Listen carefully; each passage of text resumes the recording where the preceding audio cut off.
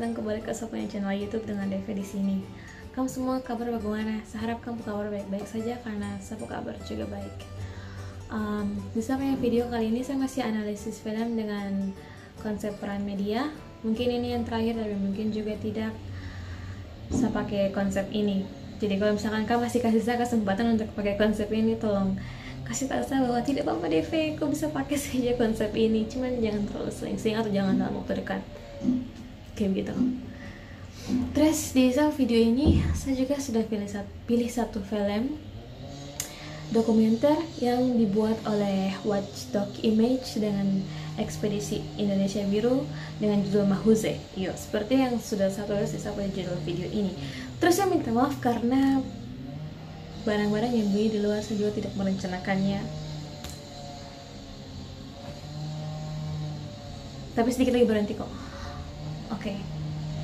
Jadi itu sedikit tentang Ekspedisi Indonesia Biru adalah mereka ini mendokumentasikan tema-tema terkait dengan keadilan ekonomi, kearifan budaya, dan kelestarian lingkungan. Terus The Mahuze ini adalah produk kelima setelah 4 film sebelumnya, yaitu Samin vs Semen, Kala Benua, Baduy, dan Lewati Lembata. Untuk kamu kalau mau tahu lebih jelas tentang Ekspedisi Indonesia Biru, kamu bisa cek saja langsung di Facebook. Tapi kemungkinan besar saya juga akan taruh dong punya link di deskripsi video ini, jadi kamu bisa langsung klik link dan kamu bisa lihat.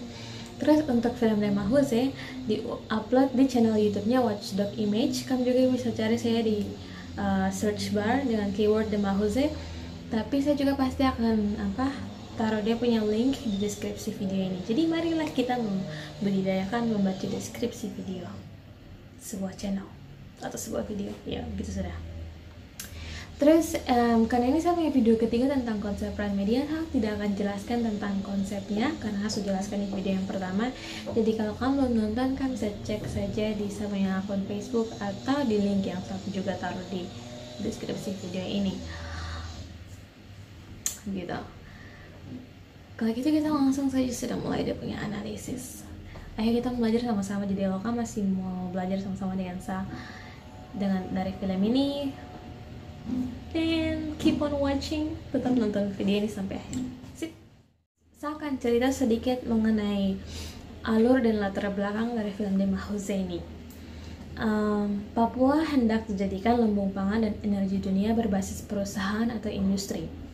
Produk ini yang kita semua tahu disebut dengan MIFE, Merauke Integrated Food Energy Estate, kalau saya tidak salah sebut. Proyek ini diinisiasikan pertama pada masa pemerintahan Presiden Susilo Bambang Yudhoyono atau Presiden SBY, dan kemudian diperkuat implementasinya pada masa pemerintahan Presiden Joko Widodo. Pada tahun 2015, tepatnya bulan Mei, Presiden Jokowi mengunjungi Papua dan menyatakan bahwa ada tersedia 2,5 juta hektar lahan yang bisa dipakai untuk proyek ini di Merauke. Namun lahan yang siap dipakai berjumlah 1,2 juta hektar luasnya. Dan untuk mengerjakan 1,2 juta hektar ini tuh butuh uang triliunan.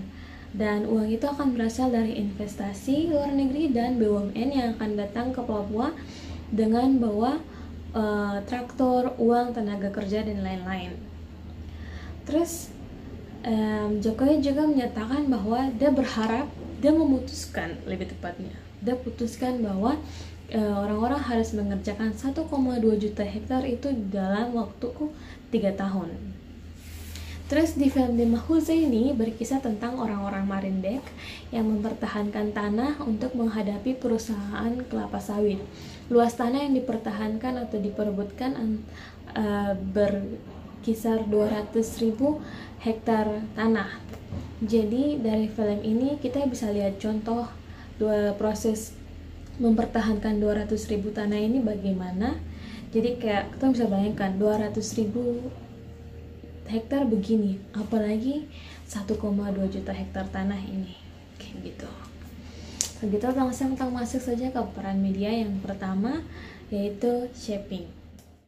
Nonton film The Mahuze yang muncul dalam sapu kepala saat memikirkan peran ini sebagai implementasi dari peran shaping adalah muncul pertanyaan-pertanyaan yang saya pikirkan. Kayak film ini mau orang yang nonton juga ikut bertanya, kayak misalnya,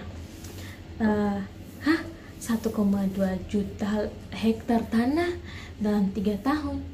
Kayak itu masuk akal, itu bisakah? Tidak terjadi, karena menurut orang perairan dan dari dinas lingkungan yang ada di Merauke, mereka bilang contohnya di distrik Kurik, sawah-sawah di situ mereka tuh bergantung kepada air hujan, kecuali kalinya dibikin jadi bendungan. Jadi maksudnya kalau bergantung pada air hujan tuh 1,2 juta hektar tanah dalam 3 tahun tuh tidak mungkin. 5 tahun saja tuh baru 20.000 hektar, apalagi 1,5 juta.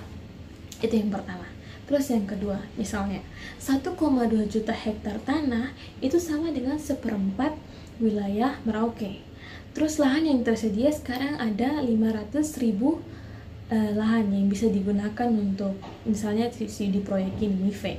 Terus kalau misalkan yang tersedia cuma 500.000, baru 1.150.000 hektar tanah itu mau dapat dari mana?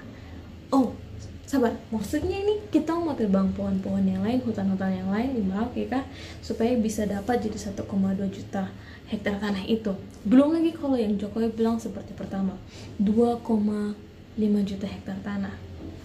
Itu pertanyaan-pertanyaan itu.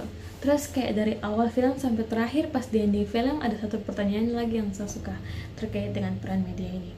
Memangnya pangan itu hanya padi saja kah? Tidak bisa yang lain kah? Sagu bagaimana? Jagung bagaimana? Singkong, keladi, bete, semua itu bagaimana? Itu peran yang pertama. Peran yang kedua, mirroring. Dalam peran ini saya rasa cukup jelas kalau kita nonton film dokumenter, karena film dokumenter kan kasih tahu apa yang terjadi di masyarakat. Mirroring juga punya pemikiran yang sama, yaitu apa yang terjadi di masyarakat diadopsi dan ditunjukkan oleh media. Jadi kita bisa tahu setiap pengalaman yang dialami oleh keluarga besar Marga Mahuze itu sudah yang sedang terjadi di masyarakat. Cuman ada beberapa isu yang saya highlight, maksudnya hal yang kayaknya menonjol menurut saya. Jadi kan mereka keluarga besar Mahuze sudah palang pengerjaan untuk bikin ladang kelapa sawit. Cuman perusahaan cabut larangan itu dan mereka lanjutkan lagi pekerjaannya. Jadi bisa dilihat pas mereka rapat besar keluarga Marga Mahuze, bisa dilihat bahwa ternyata ada konflik di dalam keluarga. Bukan satu marga tuh mau untuk tolak kelapa sawit, tapi ada satu orang yang mengizinkan, yang bikin sampai seluruh marga rugi. Ini saya bisa bilang ini hal yang cukup sering terjadi juga, sehingga menghambat kayak kita semua mau bikin, tapi ada satu dua orang yang mungkin punya ketertarikan lain yang bikin sampai mereka izinkan seperti begitu. Terus yang kedua, saya harus lihat di sini. Pas mereka bicara, kayak diingatkan juga oleh ketua marga bilang gini, kita sekarang kasih izin, misalnya perusahaan sudah janji dalam skema pembagian dana tuh 80/20, 80 perusahaan, 20 masyarakat. Tapi sampai sekarang juga tuh masyarakat tidak tahu, maksudnya kayak 20%-nya itu bagaimana. Terus mereka belum terima juga. Takutnya perusahaan 80% itu dia ambil dan 20%-nya dia bilang ke masyarakat tuh untuk pakai bayar pajak atau bayar utang-utang yang lain, yang menurut saya menunjukkan bahwa perusahaan tuh sampai sekarang tidak jelas kepada masyarakat mengenai pembagian, kayak pembagiannya tuh segini. Tapi kenapa sampai sekarang nih Tom tidak lihat sesuatu yang terjadi, kayak masyarakat tidak dapat apa-apa kayak gitu. Terus jika ada dampak-dampak yang dialami oleh masyarakat di dalam family Mahuze gara-gara perusahaan, misalnya kekeringan, terus air yang kotor gara-gara dong tinggal gusur hutan, tebang pohon, dan semuanya. Oh iya, ada satu dampak lagi yang menurut saya paling kritis sekali, adalah perusahaan dong tebang pohon-pohon sagu untuk dijadikan lahan. Nah, itu tuh masalah besar khususnya bagi masyarakat. Ada apalagi yang setiap hari makan sagu, yang memang awalnya tuh bukan makan nasi, memang awalnya tuh makan sagu kayak gitu. Itu peran yang kedua yang saya highlight. Terus peran yang ketiga itu representing. Di peran ini saya dapat banyak hal dari family Mahuze. yang mau disampaikan oleh media, baik dari masyarakat-masyarakat yang berperan dalam film dokumenter ini atau orang-orang yang berbicara 8 bulan sebelum film ini dimulai atau mulai syuting dan sebagainya.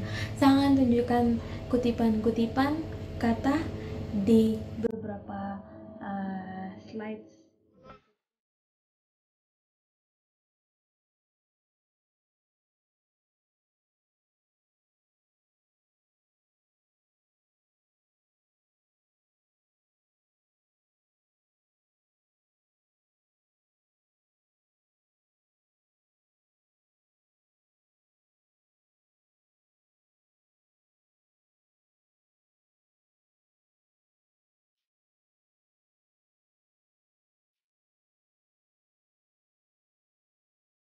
Gitu teman-teman, kamu punya kutipan yang paling suka yang mana? Kalau saya sendiri suka saat ada mama yang bilang orang Papua tuh harus makan sagu karena sagu datang bersama-sama dengan alam, pas alam ada sagu juga ada.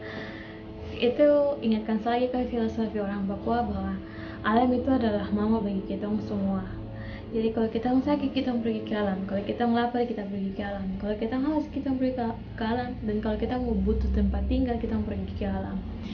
Jadi betul alam itu mama bagi kita semua.